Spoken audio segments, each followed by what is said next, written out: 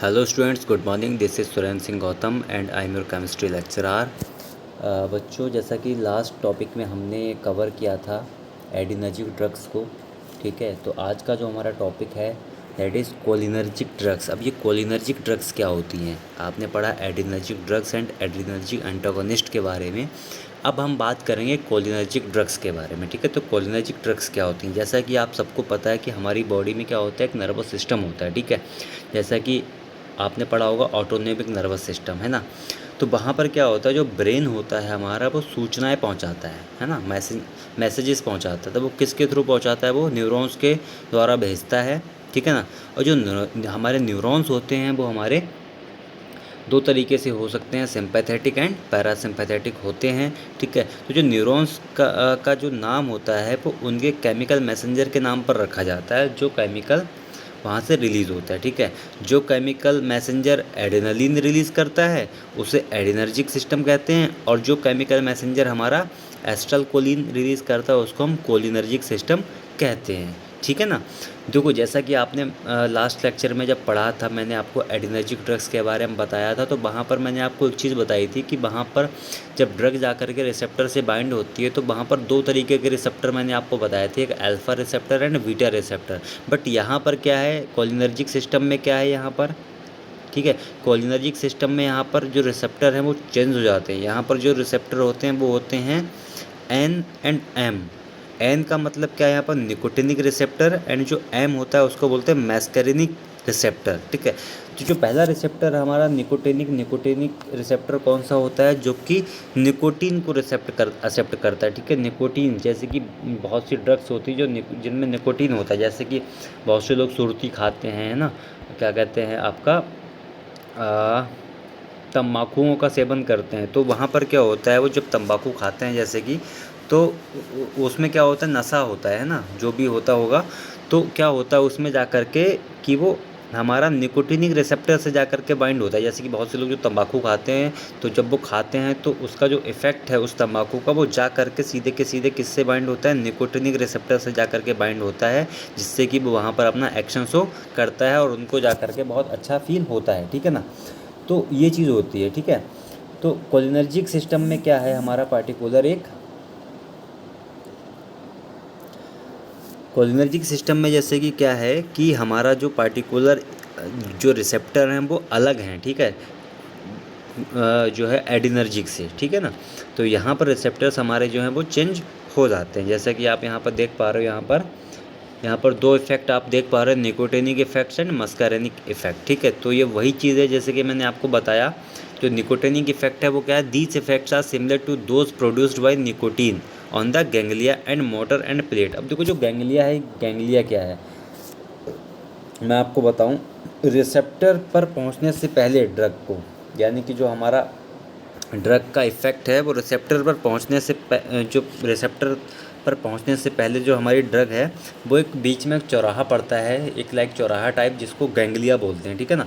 तो वहाँ से होकर के वो गुजरती है, तो ठीक है। तो these effects are similar to those produced by nicotine on the ganglia and motor end plate, ठीक है। तो जो जा करके हमारा रिसेप्टर पे जा करके बाइंड करती है, ठीक है। दूसरा हमारा इफेक्ट क्या है, मस्कैरिनिक इफेक्ट है। These effects are parasympathetic such as a slowed heart rate and increased activity of smooth muscles produced by muscarine, ठीक है ना। तो जैसा कि मैंने आपको बताया, अब देखो एसिटाइलकोलिन जो हमारा है, जैसे कि मैंने आपको बताया कि लास्ट टाइम पे जो कोलिनर्जिक में मैं एडिनर्जिक में जो बताया था, सेम टू सेम वही चीज़ है, बस यहाँ पर क्या है, रिसेप्टर्स चेंज है, ठीक है।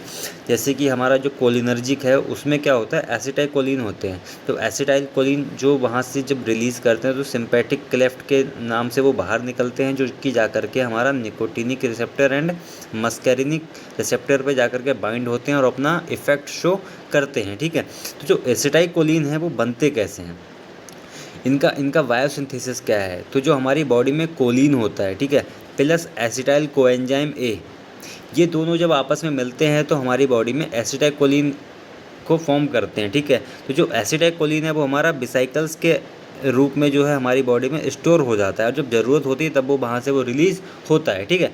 तो फाइनली हम बात करते हैं कि कोलिनर्जिक ड्रग्स होती क्या है। अब हमने ये तो समझ लिया, कोलिनर्जिक सिस्टम को तो समझ लिया हमने।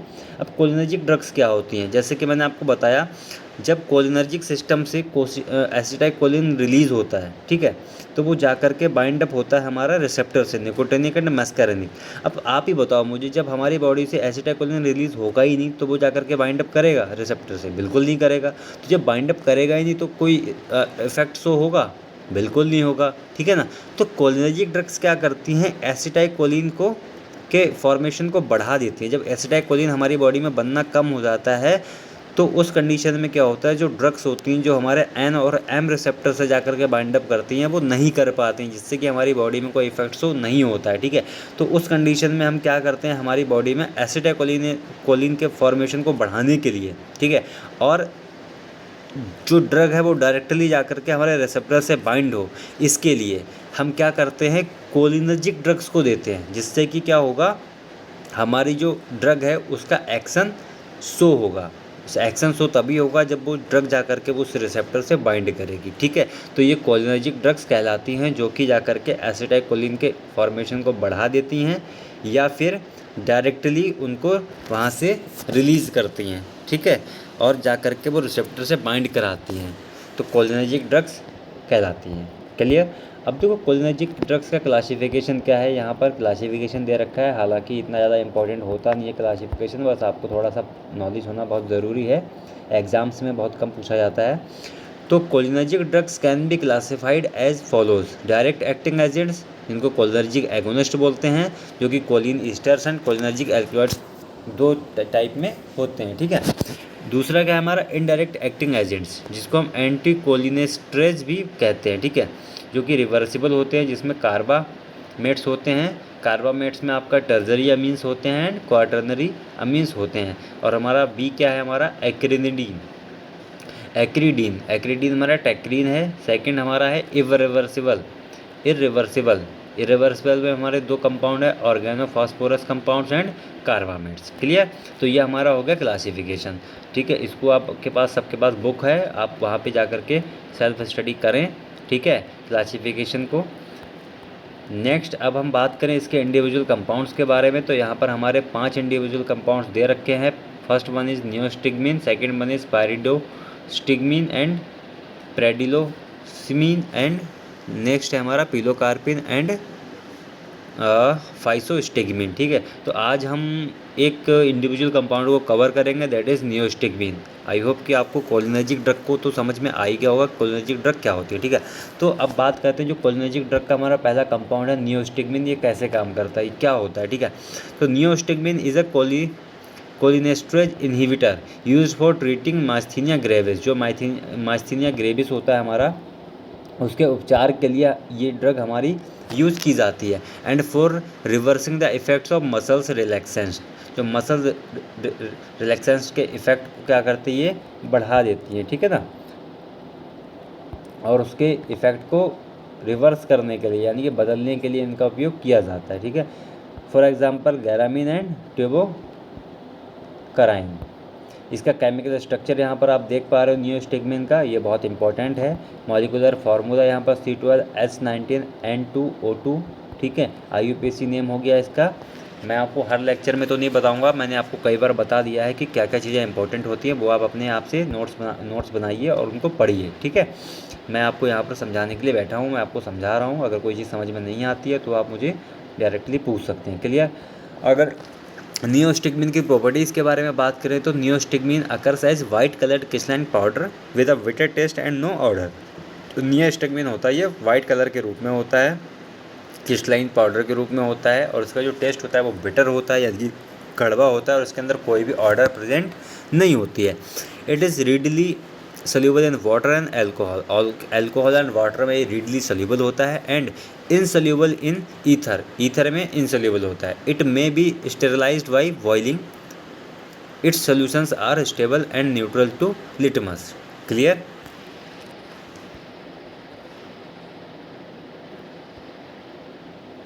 यानी कि जो इसके सॉल्यूशंस होते हैं वो लिटमस जो हमारा होता है उसके लिए स्टेबल या फिर न्यूट्रल हो सकते हैं। यूजेस की बात करें तो neostigmine is use for urinary retention caused by general anaesthesia. जब जनरल एनेस्थीसिया हम देते हैं तो उस टाइम पर जब कोई दिक्कत आती है या फिर यूरिनरी रिटेंशन की प्रॉब्लम आती है तो उस कंडीशन में नियोस्टिग्मिन का यूज़ किया जाता है, ठीक है। It is use for treating curare form drug toxicity and Ogilvie syndrome, ठीक है। यानी कि जब ड्रग की टॉक्सिसिटी बढ़ जाती है तो उस कंडीशन में इसको यूज़ करते हैं। ओगिलवी सिंड्रोम में इसको यूज़ करते हैं जो कि pseudo obstruction of colon in critically ill patients में जो होता है, ठीक है।